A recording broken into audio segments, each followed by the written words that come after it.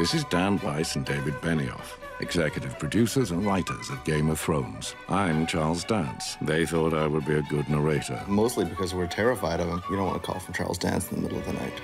Indeed.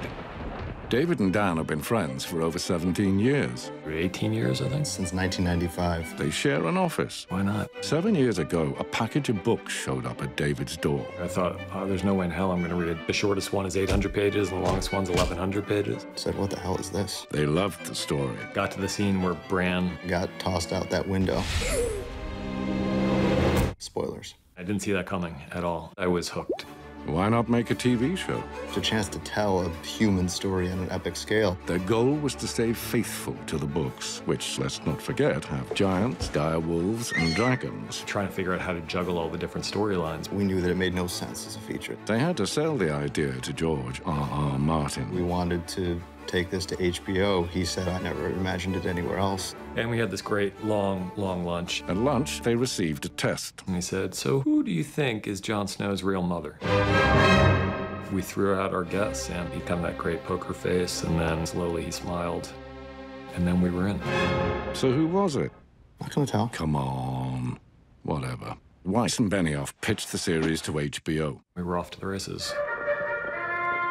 Well, it took 3 years to get the pilot made, so I guess it wasn't really off to the races. Somehow they convinced HBO that two writers who'd never done TV before, or movies before, or the internet, or really anything at all, knew what they were doing. I don't think we really spent any time at all dwelling on, like, what a crazy undertaking it would be. They received an edict from George's wife. Don't fuck it up. Mistakes were made. At an early screening of the pilot, they were told, you guys have a massive problem.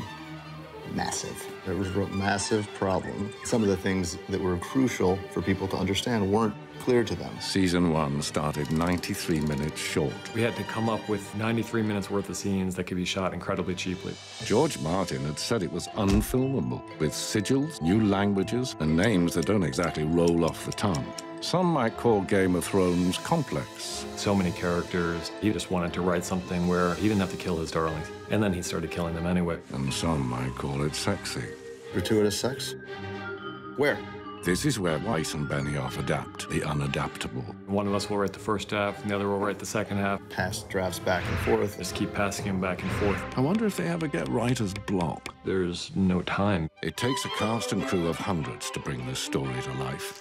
The show is shot in 7 countries. Northern Ireland, Croatia, Morocco, Malta, Iceland, Scotland, and California for our wolves and our bear. And in spectacular locations. On any given day, you've got 2 of your directors shooting from 2 different episodes in 2 different countries. What could go wrong?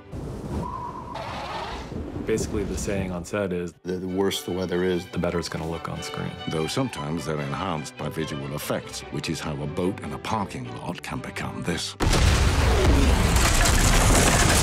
One season of Game of Thrones includes 100 locations, 3,000 costumes, 4,000 props, 257 cast members, 703 crew members, 87,014 visual effects frames, and 8 bottles of hot sauce. I just like hot sauce. We've been so lucky to have the cast that we have, some of the greatest actors. Some of those great actors' characters didn't make it. They killed off the lead in the first season. Probably spent 2 weeks arguing about how many frames we should show of the sword cutting into the neck. It's left some fans shell-shocked by the deaths of a few major characters. 2 words.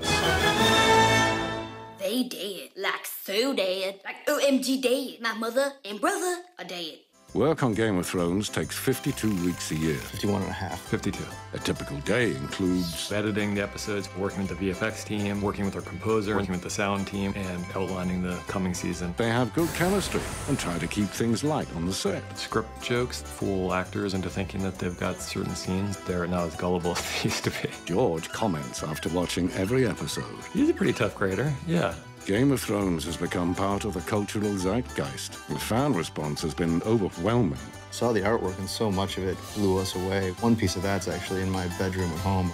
They've dedicated their life to this show for the last 7 years. Kind of pathetic how much time we spend together. Our wives give us a lot of shit about it. They say we're married at this point. We love it, and it's the best job in the world. A job that shows no sign of slowing down. The story grows with each episode, and nobody except Mr. Martin, Mr. Benioff, and Mr. Weiss knows where it will end.